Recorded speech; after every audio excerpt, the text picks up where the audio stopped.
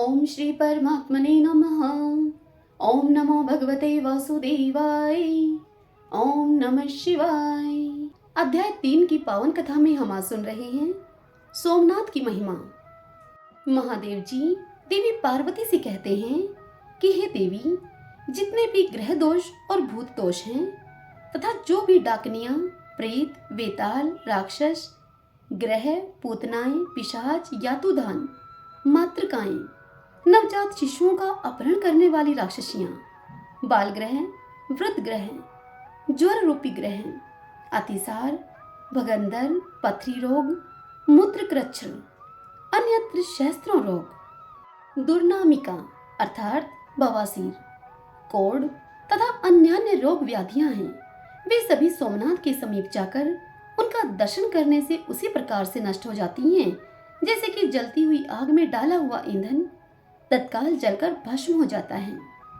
हे देवेश्वरी, सोमेश्वर नाम से प्रसिद्ध ये जो पश्चिम भैरव हैं, काल अग्नि रुद्रनाथ, जिनका नामांतरण सुना गया है, उनमें मैं स्वयं ही भक्तों पर अनुग्रह करने के लिए निवास करता हूँ। उस सोमेश्वर लिंग में स्थित होकर मैं मनुष्यों के सब पापों को भक्षण कर लेता हूँ। देहधारियों के देह में विचरण करने वाला जो प्राण है, उसी के समान जो सबका प्राण है, यह ब्रह्मांड जिसके भीतर स्थित है और जो एक होकर भी अनेक रूपों में व्यक्त है, वही शिव स्वरूप में भक्तों पर कृपा करने के लिए सोमनाथ लिंग में निवास करता हूँ। संपूर्ण वेद एवं महर्षिगण जिनकी प्रशंसा किया करते हैं तथा जिनके द्वारा परम ब्रह्मा के स्वरूप की प्राप्ति होती है, वे ही ये सोमनाथ महादेव प्रभास तीर्थ में विराजमान हैं। जैसे घर में छिपे हुए रतन को कोई नहीं पाता, उसी प्रकार मेरे प्रभास रूपी घर में रतन के समान स्थित इस सोमेश्वर लिंग के यथार्थ स्वरूप को कोई नहीं जानता। पूर्व काल में यह शिवलिंग सब पाताल का भेदन करने वाला था तथा कोटि कोटि सूर्यों तथा प्रलय अग्नि के समान तेजस्वी था। इसलिए पूर्व काल में सोमनाथ को काल अग्नि रुद्र कहा जाता है। हे देवी, इस प्रकार संक्षेप से मैंने तुम्हें सोमेश्वर देव का महात्म्य बताया है, जो सब पातकों का नाश करने वाला है। महादेव जी देवी पार्वती से आगे कहते हैं कि हे देवी, मैं प्रभास क्षेत्र में रुद्राक्ष की माला धारण किए हुए शांत भाव से स्थित हूँ। मेरा आदि, मध्य और अंत कहीं नहीं है। मैं कमल के आसन पर बैठा हुआ सबको वर देने के लिए उद्यत हूँ। हिम, कुंद और चंद्रमा के सदृश मेरा गौर वर्ण है। मेरे वाम भाग में विष्णु तथा दक्षिण भाग में ब्रह्मा जी विराज रहे हैं। मेरे उदर में चारों वेद और हृदय में सनातन ब्रह्मा स्थित हैं। मेरे नेत्रों में अग्नि, चंद्रमा और सूर्य का निवास है। हे देवी, ऐसे स्वरूप से मैं प्रभास क्षेत्र में रहता हूँ। यह सुनकर देवी पार्वती ने हर्ष गदगद वाणी में भगवान देव देवेश्वर शिव का भक्तिपूर्वक स्तवन किया। देव, महादेव, सर्वभावन है ईश्वर, आपको नमस्कार है। आप समस्त देवताओं के स्वामी हैं, आपको नमस्कार है। आप परमेश्वर को नमस्कार है। आप अनादि हैं, संपूर्ण सृष्टि के विधाता हैं, आपको नमस्कार है। आप सर्वत्र व्यापक ईश्वर हैं, आपको नमस्कार है। आप सब में स्थित हैं, आपको नमस्कार है। आप धाम, तेज के भी धाम, प्रकाशक क्या आश्रय हैं, आपको नमस्कार है। आप सृष्टिदाता को नमस्कार है। मोक्षदाता परमेश्वर, आपको नमस्कार है। पार्वती के इस प्रकार स्तवन करने पर भगवान शिव ने संतुष्ट होकर देवी पार्वती से कहा कि हे महाप्राज्ञी, मैं तुम पर प्रसन्न हूँ, तुम अभीष्ट वरदान मांगो मुझसे। तब देवी पार्वती ने कहा कि हे देवेश्वर, प्रभास क्षेत्र का महात्म्य मुझे फिर से कहिए। भगवान विष्णु द्वारकापुरी छोड़कर किस कारण प्रभास क्षेत्र में निवास करते हैं, जिन्होंने पूर्व काल में वराह रूप धारण करके पर्वत, वन और काननों के सहित संपूर्ण पृथ्वी का उद्धार किया तथा नरसिंह रूप धारण करके हिरण्यकशिपु का संहार किया। वेद जिन्हें प्रत्येक युग में सहस्त्रों चरण, सहस्त्रों नेत्र तथा सहस्त्रों मस्तक वाले कहकर उनकी स्तुति किया करते हैं। ब्रह्मा जी का निवास भूत पद्म जिनकी नाभि से प्रकट हुआ है, जो सीर समुद्र के उत्तर भाग में शाश्वत योग का आश्रय लेकर शयन करते हैं, जो युगांत का भी अंत करने वाले तथा लोकांतकारी अंत के भी अंतक हैं। लोक मर्यादाओं की रक्षा करने वाले सेतु हैं, वेद वेताओं के भी ज्ञाता हैं और उत्पन्न होने वाले सभी प्राणियों के स्वामी हैं, जो मनुष्यों के आदि प्रवर्तक मनु तथा तपस्वी जनों के तप हैं, तेजस्वी पुरुषों के तेज और गतिमानों की गति हैं। वे श्री हरि द्वारका छोड़कर प्रभास तीर्थ में कैसे चले गए? देवी पार्वती का यह कथन सुनकर महादेव जी ने उनसे कहा कि हे देवी, पृथ्वी पर अनेक क्षेत्र हैं, करोड़ों तीर्थ हैं और उन सब में असंख्य प्रभाव हैं, परंतु प्रभास तीर्थ का प्रभाव उन सबसे बढ़कर है। ब्रह्मा तत्व, विष्णु तत्व तथा रुद्र तत्व, इन तीनों की प्रभास में ही एकत्र उपलब्धि होती है। अन्यत्र ऐसा संयोग दुर्लभ है। प्रभास में लोक पितामह ब्रह्मा जी 24 तत्वों के साथ रहते हैं। दैत्यों के संहारक देव अग्रगण ने भगवान विष्णु 25 तत्वों के अधिपति होकर इस तीर्थ में, प्रभास तीर्थ में स्थित हैं और मैं 36 तत्वों से संयुक्त होकर तुम्हारे साथ प्रभास में निवास करता हूँ। हे शुभे, इस प्रकार तुम केवल प्रभास तीर्थ को ही तत्व में एवं सर्व तीर्थ में समझो। स्त्री, मलेच्छ, शूद्र, पशु, पक्षी और मृग जो भी प्रभास क्षेत्र में मरते हैं, सभी शिव के लोक में जाते हैं। प्रभास के पार्थिव भाग में ब्रह्मा, जल भाग में विष्णु, तेजस भाग में रुद्र, वायु भाग में कुबेर और आकाश भाग में साक्षात सदाशिव रूप में हम स्थित हैं। अमरेश, प्रभास, नैमिष, पुष्कर, आषाढ़ी, दंड, भारभूति और लांगली, ये 8 आदि गुहे हैं जो जल के आवरण में स्थित हैं।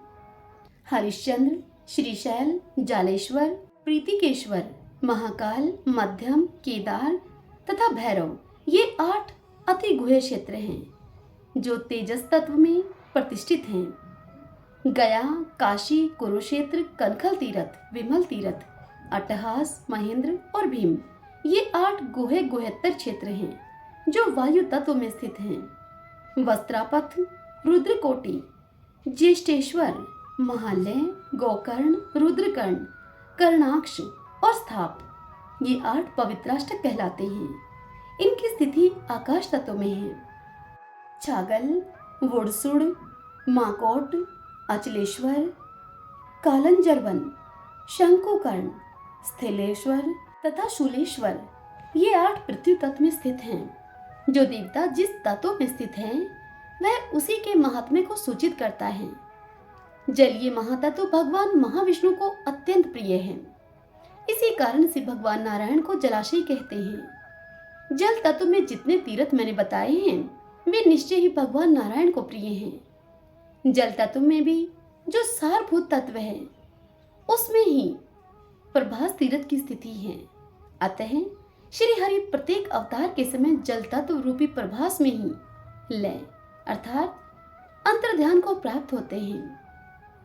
वे भगवान वासुदेव सूक्ष्म स्वरूप तथा परात्पर पद में प्रतिष्ठित हैं। वे ही पर व्योम स्वरूप शिव आदि अंत से रहित एवं व्यापक हैं। संपूर्ण शास्त्रों, सिद्धांत भूत आगमों तथा विशेषतः दर्शनों में भी उनसे भिन्न या बढ़कर कोई वस्तु नहीं बताई गई है। हे पार्वती, उन्हीं शास्त्रों में यह भी कहा गया है कि वे मुझसे भिन्न नहीं हैं। प्रभास तीर्थ में 4 शिवलिंगों से संयुक्त श्री हरि प्रत्यक्ष रूप से विराजमान है, किंतु यह बात किसी को ज्ञात नहीं है। प्रत्येक मास की अष्टमी और चतुर्दशी को, सूर्य ग्रहण और चंद्र ग्रहण के समय तथा कार्तिक की पूर्णिमा को मैं स्वयं प्रभास तीर्थ में स्थित शिवलिंगों का पूजन करता हूँ। प्रत्येक माघ मास की पूर्णिमा को सभी तीर्थ सरस्वती और समुद्र के संगम में स्नान करने के लिए प्रभास तीर्थ में आते हैं। उस तीर्थ के नाम का स्मरण करने, कीर्तन करने अथवा मृत्यु काल में वहां उपस्थित होने से भी मनुष्य अपने पूर्वकृत सभी पापों को त्याग देता है। आनर्तसार, सौम्य, भुवन भूषण, दिव्य, 5 नद आदि कुएं, महोदय, सिद्ध रत्नाकर, समुद्रावरण, धर्माधार, कालाधार, शिव गर्भ ग्रह, सर्वदेव निवास तथा सर्व पातक नाशन, ये इस क्षेत्र के नाम हैं जो एक एक कल्प में पृथक पृथक प्रसिद्ध हुए हैं। अब गर्भगृह के नाम सुनो तुम।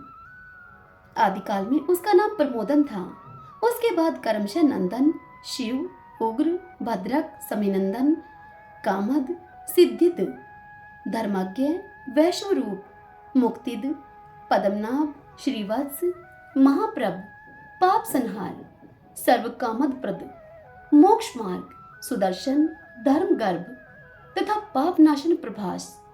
इसके बाद इसका नाम उत्पलावर्तिका होगा। इस प्रकार ये क्षेत्र के मध्यवर्ती गर्भगृह के कर्मशन नाम बताए गए हैं। इन सभी नामों तथा क्षेत्र की महिमा को सुनकर मनुष्य को मनोवांछित सिद्धि प्राप्त होती है। जो तीनों समय इन नामों का कीर्तन करता है उसे महान ऐश्वर्य की प्राप्ति होती है तथा दिन और रात एवं संध्या काल में किए हुए पापों का नाश हो जाता है। हे देवी पार्वती, केदार क्षेत्र में तथा महालय तीर्थ में जो लिंग है वह और मदमेश्वर, पाशुपतेश्वर, शंकुकर्णेश्वर, भद्रेश्वर, सोमेश्वर, एकारमेश्वर, कालेश्वर, अजेश्वर, भैरवेश्वर, ईशानेश्वर, कायावरोहणेश्वर, चाप्टेश्वर, बद्रिका आश्रम, रुद्रकोटि, महाकोटि, श्री पर्वत, कपाली, देव देवेश्वर, करवीरेश्वर, ओमकारेश्वर, वशिष्ठ आश्रम तथा भूतल पर दूसरे दूसरे जो मेरे पुण्यदायक स्थान हैं वे सभी प्रयाग तीर्थ के साथ प्रभास क्षेत्र में आकर निवास करते हैं। इस तीर्थ के उत्तर में सूर्यपुत्री और दक्षिण में समुद्र है। यही इसके उत्तर दक्षिण की सीमाएं हैं। इसी सीमा के भीतर पाताल से लेकर ब्रह्मांड कटाह पर्यंत जितने तीर्थ हैं सभी निवास करते हैं। हे देवी, दक्षिण में समुद्र से लेकर उत्तर में अर्थात सूर्यपुत्री कौरवेश्वरी नदी तक का जो क्षेत्र है उसके भीतर मैं ही क्षेत्रज्ञ रूप से निवास करता हूँ। मेरा ग्रह रूप यह तीर्थ सूर्य नारायण की किरणों से प्रभाषित होता है, इसलिए इस कल्प में प्रभास नाम से विख्यात हुआ है। यह जो श्रेष्ठ मनुष्य यहाँ आरक और पूज्य रूप से सूर्य का दर्शन करता है वह सब पापों से मुक्त होकर सूर्यलोक में प्रतिष्ठित होता है। उसने मानो सब तीर्थों में स्नान कर लिया है, समस्त बड़े बड़े यज्ञों के द्वारा यजन कर लिया और सभी दान दे दिए उसने और संपूर्ण गुरुजनों को संतुष्ट कर लिया। उसी सूर्यदेव के समीप अग्निकोण में थोड़ी ही दूरी पर सिद्धेश्वर शिव विराजमान है। उनका त्रिलोक पूजित लिंग सब प्रकार की सिद्धियों का दाता है। प्राचीन सतयुग में उसका नाम जोगेश्वेश्वर था। वही कलयुग में सिद्धेश्वर नाम से प्रसिद्धि को प्राप्त हुआ। हे देवी, उसका दर्शन करके मनुष्य सब सिद्धियों को प्राप्त कर लेता है। सूर्य के दक्षिण एवं नृत्य कोण में थोड़ी ही दूरी पर एक पाताल विवर है। वहीं पर पूर्व काल में मंदेह तथा शालकंटकट नामक राक्षस सूर्य नारायण के तेज से दग्ध होकर पाताल में भाग गए थे। वहां पर योगिनियां तथा ब्राह्मी आदि मातृकाएं रक्षा करती हैं। पूर्व कल्प में महोदय नाम से प्रसिद्ध एक शिवलिंग स्वतः प्रकट हुआ। महात्मा जोगेश्वर उसका पूजन करने लगे। वे अपने सब अंगों में भस्म लगाते और भस्म पर ही सोते थे। उन्होंने जप, तप, वृक्ष के समान नाद और नृत्य तथा गीतों के द्वारा महोदय शिव को संतुष्ट कर लिया।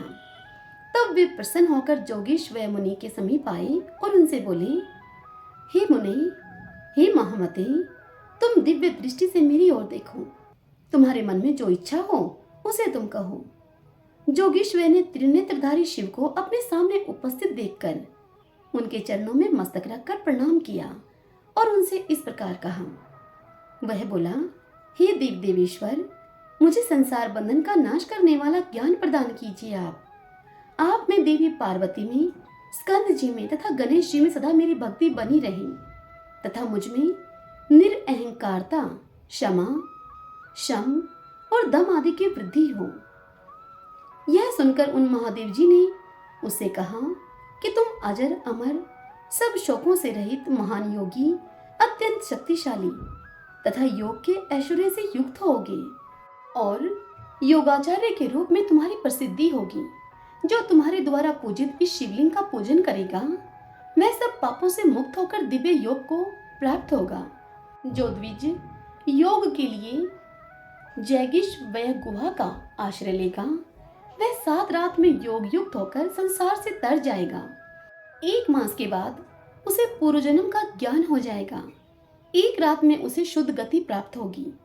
दूसरी रात में वह पितरों को तार देगा और 3 रात में वह समस्त पितरों को तारने की शक्ति प्राप्त कर लेगा। इस प्रकार का वरदान देकर भगवान शिव वहीं पर अंतर्ध्यान हो गए।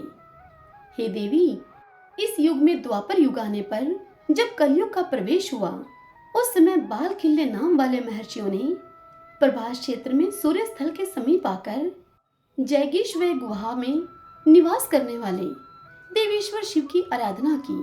वे 88,000 उद्धरवृता ऋषि 10,000 वर्षों तक तपस्या करके प्रमोदमयी सिद्धि को प्राप्त हुए। तभी से वह जैगीश्वरेश्वर लिंग सिद्धेश्वर नाम से विख्यात हुआ।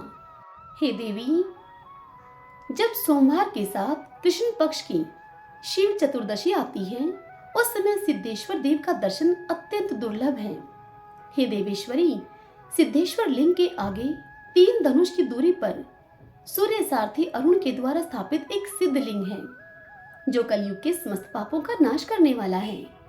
चैत्र मास की शुक्ल पक्षीय त्रयोदशी को जो भी भक्ति भाव से युक्त होकर विधि पूर्वक उस लिंग का पूजन करता है, उसे पुंडरीक यज्ञ का फल प्राप्त होता है। इतनी कथा सुनाकर महादेव जी देवी पार्वती से आगे कहते हैं कि हे देवी, कृत समर से लेकर अर्क स्थल तक दोनों देवताओं के मध्य भाग में सूर्य क्षेत्र कहा गया है। इसी में 8 सिद्धियां निवास करती हैं। वह सूर्यदेव के तेज का मध्य भाग है, जो सब का सब स्वर्णमय है। यह क्षेत्र भगवान सूर्य को सदैव प्रिय है। सूर्य ग्रहण का पर्व आने पर यह कुरुक्षेत्र से भी अधिक पुण्यदायक होता है। ब्राह्मी, हिरण्या तथा समुद्र, इन तीनों का संगम कोटि तीर्थों का फल देने वाला है। वही देव माता है, वही भंगीश्वर विराजमान है तथा नागस्थान भी वही है। हे देवी, इस प्रकार संक्षेप से ही यहाँ अर्क स्थल का महात्म्य बताया गया है। वहाँ एक विवर आज भी प्रत्यक्ष प्रकट देखा जाता है। उसका नाम श्रीमुख द्वार है। हे प्रिय, मातृकाएं उस द्वार की रक्षा करती हैं। जो 1 वर्ष तक नियम से वहाँ मातृका गणों तथा सुनंद आदि देवों की विधि पूर्वक पूजा करता है, उसे सिद्धि प्राप्त होती है।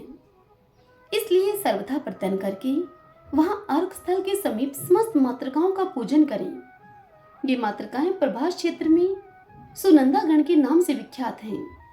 भगवान आदित्य अर्थात सूर्य सब देवताओं के आदि कहे गए हैं। वे आदि करता हैं, इसलिए आदित्य कहलाते हैं। सूर्य के बिना न तो दिन होता है और न रात्रि होती है, न तर्पण होता है और न धर्म अनुष्ठान होता है, और न संपूर्ण चराचर जगत की सत्ता ही रह सकती है। आदित्य ही सदा सबकी सृष्टि, पालन और संहार करते हैं। इस कारण से यह त्रयमय है। तीनों लोक इनके स्वरूप हैं। अब मैं तुम्हें मंत्रों के द्वारा महात्मा भास्कर के पूजन का विधान बताता हूँ। पहले मुख की शुद्धि करके विशेष रूप से स्नान करें। फिर वस्त्र शुद्धि के पश्चात संध्या उपासना के द्वारा मन की शुद्धि करें। उसके बाद श्री सूर्यदेव की मूर्ति अथवा किरण का स्पर्श करें। मुख की शुद्धि दातुन से होती है, इसलिए पहले उसी की विधि कहता हूँ तुमसे। महुआ की दातुन से पुत्र लाभ होता है। मदार की दातुन से नेत्रों को सुख मिलता है। बेर की दातुन से प्रवचन की शक्ति प्राप्त होती है। बृहति अर्थात भटकटैया की दातुन से मनुष्य दुष्टों पर विजय पाता है। बेल और खैर की दातुन करने से निश्चय ही ऐश्वर्य की प्राप्ति होती है। कदम्ब की दातुन करने से रोगों का नाश होता है। अविमुक्तक अर्थात कुंदक का एक भेद, अविमुक्तक से धन लाभ होता है। 8 रुषक अर्थात अणुसा, अणुसा की दातुन से सर्वत्र गौरव की प्राप्ति होती है। चमेली की दातुन से जाति में प्रधानता होती है। पीपल यश देता है। पीपल की दातुन यश देने वाली होती है। शिरीष की दातुन का सेवन करने से सब प्रकार की संपत्ति प्राप्त होती है। चिरी हुई दातुन कभी नहीं करनी चाहिए, जिसमें कीड़े लगे हों, जो आदि सूखी हो या टेढ़ी हो, तथा छिलका न हो जिसमें। ऐसे दातुन कभी न करें। एक बीते की दातुन काम में लेनी चाहिए। इससे बड़ी अथवा इससे छोटी दातुन को त्याग देना चाहिए। पूर्व या उत्तर की ओर मुंह करके मौन भाव से सुखपूर्वक बैठ जाएं और मनोवांछित कामना मन में रखकर निम्नांकित मंत्र से दातुन को अभिमंत्रित करें। वरदम त्वाभिजानामि कामम यच्च वनस्पते सिद्धिं प्रयच्छ मे नित्यं दंते काष्ठ नमोस्तुते। अर्थात, हे वनस्पति, मैं तुम्हें जानता हूँ, तुम वर देने वाले हो। मेरा मनोरथ तुम पूर्ण करो, मुझे प्रतिदिन सिद्धि प्रदान करो। हे दंतकाष्ठ, तुम्हें नमस्कार है। इस प्रकार से 3 बार जप करके दातुन शुरू करें। इसके बाद उस दातुन को धोकर किसी पवित्र स्थान में फेंक दें। हे पार्वती, बिना चीरी हुई दातुन से जीभ को साफ न करें। यदि उससे जीभ साफ करनी हो तो उसे चीरकर अलग अलग कर लेना चाहिए। प्रतिदिन सवेरे बासी हो जाने के कारण मुख अशुद्ध रहता है, अतः उसकी शुद्धि के लिए सूखी या गीली दातुन अवश्य करें। जिस दिन दातुन का निषेध हो उस दिन 16 कुल्ला कर लें अथवा उन वृक्षों के पत्तों या सुगंधित मंजन आदि के द्वारा मुख की शुद्धि करनी चाहिए। तदंतर शास्त्र में बताई हुई विधि से स्नान करके स्नानागत तर्पण एवं संध्या वंदन करें। उसके बाद विद्वान पुरुष सूर्य देव को जल की अंजलि दे और पूर्वाभिमुख होकर त्रिअक्षर मंत्र का जप करें। इस प्रकार पवित्र एवं एकाग्रचित होकर तांबे के पात्र में कनेर के फूल रखें। फिर उसमें तिल, चावल, कुशा, गंध युक्त जल, लाल चंदन तथा धूप डालें। इस प्रकार अर्घ्य तैयार करके उस पात्र को अपने मस्तक पर रखें और धरती पर दोनों घुटने टेक कर मूल मंत्र का उच्चारण करते हुए सूर्यदेव को अर्घ्य दें। जो भी मनुष्य इस प्रकार से अर्घ्य निवेदन करता है वह मनुष्य सब पापों से मुक्त हो जाता है। दीक्षा और मंत्र से रहित पुरुष भी यदि भक्ति पूर्वक 1 वर्ष तक इस प्रकार से अर्घ्य दे तो वह अर्घ्य के फल को अवश्य प्राप्त करता है। इस जन्म में वह स्त्री के सहित सुख का भागी होता है और अंत में भगवान सूर्य नारायण में लीन हो जाता है। आप्या यस्व, इस मंत्र से चंद्रमा की पूजा करें। अग्निर्मूर्धा, इस मंत्र से मंगल की। उद्बुद्ध स्व इत्यादि मंत्र से बुध की अर्चना करें। बृहस्पति, इस मंत्र से बृहस्पति की अर्चना करें। शुक्र है, इस मंत्र से शुक्र की। शनोदेवी, इस मंत्र से शनश्चर की। कयान शचित्र इत्यादि मंत्र से राहु की आराधना करें तथा क्रेतुम कर्णवनन केतवे इत्यादि मंत्र से केतु की पूजा करें।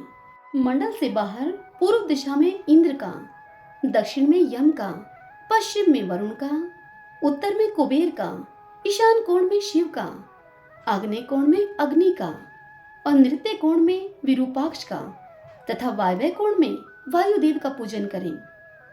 तमुष्टवाम इत्यादि मंत्र से इंद्र की। उदिरतांबर इत्यादि मंत्र से यम की। तत्वायामी, इस मंत्र से वरुण की। इंद्रा सोमावत इत्यादि मंत्र से कुबेर की। अग्नि मीले पुरोहितम इत्यादि मंत्र से अग्नि की। रक्षोहणम वाजिन इत्यादि मंत्र से विरूपाक्ष की तथा वाय वायाही इत्यादि मंत्र से वायुदेव की पूजा करें। हे देवी, इन सब देवताओं का कर्मशः पूजन करना चाहिए। मंडल के मध्य भाग में वेदी के ऊपर विराजमान सूर्य देव का ध्यान करके नित्य उनकी पूजा करनी चाहिए। उनके शरीर का रंग लाल है, वे महातेजस्वी हैं, श्वेत कमल के ऊपर बैठे हैं, समस्त शुभ लक्षणों से सुशोभित तथा सब प्रकार के आभूषणों से विभूषित हैं। उनकी 2 भुजाएं और 1 मुख है। उन्होंने अपने हाथ में सुंदर कमल धारण कर रखा है। उनका मंडल गोल है, वे तेज के केंद्र हैं तथा उन्होंने लाल रंग का वस्त्र धारण कर रखा है। यही भगवान आदित्य का सर्वलोक पूजित रूप है। भगवान सूर्य की प्रतिमा का इस प्रकार से पूजन करें। ईशेतवा इत्यादि मंत्र से उनके मस्तक की पूजा करें। अग्नि मिले, इस मंत्र के द्वारा उनके दाहिने हाथ का पूजन करें। अगन आयाही, इस मंत्र से सूर्यदेव के दोनों चरणों की पूजा करें। आज्री ग्रह इत्यादि मंत्र से पुष्पमाला पहनाएं। तथा योगे योग इस मंत्र से पुष्पांजलि छोड़ें। इस तरह सामान्य पूजा करके उनकी विशेष पूजा प्रारंभ करें। समुद्रागच्छ अथवा इमं में गंगे इत्यादि मंत्र से भगवान सूर्य को स्नान करावें। समुद्र जया इस मंत्र से विधि पूर्वक सूर्यदेव के अंगों का प्रक्षालन करें। शीनिवाली इस मंत्र के द्वारा शंख के जल से स्नान करावें। यज्ञम यज्ञ इस मंत्र से आंवला आदि के द्वारा उन्हें उबटन लगावें। आपिया यश्व इस मंत्र को पढ़कर दूध से स्नान करावें। दधि कार्वणो इस मंत्र के द्वारा दही से नहलावें। समुद्र जया अथवा इमं में गंगे यमुने इस मंत्र के द्वारा औषधियों के द्वारा उन्हें स्नान करावें। फिर द्विपदा भी है इस मंत्रों के द्वारा सूर्यदेव का उदरवर्तन करके मानसतोके इत्यादि मंत्र से एक बार स्नान करावें। उसके बाद विष्णु राटमशी इस मंत्र से गंध युक्त जल के द्वारा उन्हें स्नान करावें। तत्पश्चात सौवर्ण मंत्र से पाद निवेदन करें। इदम विष्णु विचक्र में इस मंत्र से अर्घ्य दें। वेदोषी ये मंत्र बोलकर उन्हें यज्ञोपवीत पहनावें। बृहस्पति इस मंत्र से वस्त्र दें। येन श्रियम प्रकुर्वाण इस मंत्र से फूल की माला धारण करावें। धूरसी इस मंत्र से गूगल के सहित धूप दें। समिद्धो आयजनन इत्यादि मंत्र से अंजन दें। युज्जान इत्यादि मंत्र से सूर्यदेव को गोरोचन का तिलक लगावें। तत्पश्चात दीर्घायु त्वाय इत्यादि मंत्र से आरती करें। सहस्त्र शीर्षा पुरुष है इत्यादि मंत्र से सूर्यदेव के मस्तक की पूजा करें। नमः शंभवाय इत्यादि मंत्र से भगवान सूर्य के नेत्रों का स्पर्श करें। विश्वतः चक्षु है इस मंत्र को पढ़कर सूर्यदेव के समस्त विग्रह का स्पर्श करें। तदंतर श्री सचते लक्ष्मी सच इत्यादि मंत्र से सूर्य प्रतिमा के सब अंगों में पूजन करें। इस प्रकार तीनों समय आदरपूर्वक भगवान सूर्य का पूजन करें। उनकी पूजा समस्त कामनाओं तथा फलों को देने वाली है। सूर्य की पूजा के लिए सब प्रकार के विलेपनों में रोली और लाल चंदन उत्तम है। फूलों में कनेर के फूल श्रेष्ठ माने गए हैं। कुमकुम, चमेली, कमल तथा एगुरु से बढ़कर सूर्यदेव को तृप्त करने वाली दूसरी कोई वस्तु नहीं है। जो इन सभी वस्तुओं से भगवान सूर्य की पूजा करता है उसका संसार में कौन सा मनोरथ सिद्ध नहीं होता। इस विधि से सूर्यदेव का पूजन करके उनकी परिक्रमा करें और अर्घ स्थल को मस्तक से प्रणाम करके सूर्य के सम्मुख सुख पूर्वक स्थित होकर उनका दर्शन करें। ऐसा करने वाला पुरुष कोटि यात्रा का फल पाता है। ब्रह्मा, विष्णु, महादेव, अग्नि और कुबेर आदि सब देवता भगवान सूर्य के आश्रित रहकर भूलोक में आनंदित होते हैं। इसलिए मैं सूर्य के समान दूसरे किसी देवता को नहीं देखता हूँ। हे महादेवी, सूर्य की स्तुति करके मंत्र उच्चारण पूर्वक उनकी 7 बार परिक्रमा करनी चाहिए। तमुष्टवाम यह ऋग्वेदीय मंत्र पहली परिक्रमा के लिए बताया गया है। एतोन्विंद्र सत्वाम इस मंत्र से दूसरी परिक्रमा कही गई है। इंद्र शुद्धो न आगहि इस मंत्र से तीसरी परिक्रमा करनी चाहिए। इंद्रम शुद्धो मीनोरयिम इत्यादि मंत्र से चौथी परिक्रमा बताई गई है। अस्य वामस्य इत्यादि मंत्र से 5वीं परिक्रमा करनी चाहिए। त्रिभिष्टवम देव इस मंत्र से 6ठी परिक्रमा का विधान है। तथा सामगान करने वाले मनीषी पुरुषों ने जो 10 प्रकार के सामगान किए हैं उनके द्वारा 7वीं परिक्रमा करनी चाहिए। हितकारा, पर्णव, उद्गीत, प्रस्ताव, प्रहर, आर्णक और निधन ये 7 प्रकार के साम कहे गए हैं। हिकार और पर्णव न रहने पर 5 प्रकार का साम बताया गया है। पूर्वोक्त 7 प्रकार के साम के अतिरिक्त साध्य नामक 8वां साम है। 9वां वामदेव साम है और 10वां ज्येष्ठ साम कहा गया है, जो ब्रह्मा जी को परम प्रिय एवं उत्तम प्रतीत होता है। इन सब सामों का विधि पूर्वक जप करना चाहिए। जो निष्काम भाव से भगवान सूर्य की पूजा करता है वह इस क्षेत्र के महात्म्य से तथा अर्घ सूर्य के प्रभाव से निश्चय ही मोक्ष को प्राप्त होता है। दूसरे स्थानों में 1 करोड़ ब्राह्मणों को भोजन कराने से जो फल होता है, वही अर्घ स्थल में एक ब्राह्मण को भोजन कराने से प्राप्त होता है। सूर्य ग्रहण में जो स्नान, दान, जप और होम किया जाता है, वह सब यहाँ अर्घ स्थल के प्रभाव से कोटि गुना हो जाता है। जो मनुष्य माघ मास के कृष्ण पक्ष में रविवार से युक्त सप्तमी को अर्घ स्थल के समीप जागरण करता है, वह परम गति को प्राप्त होता है।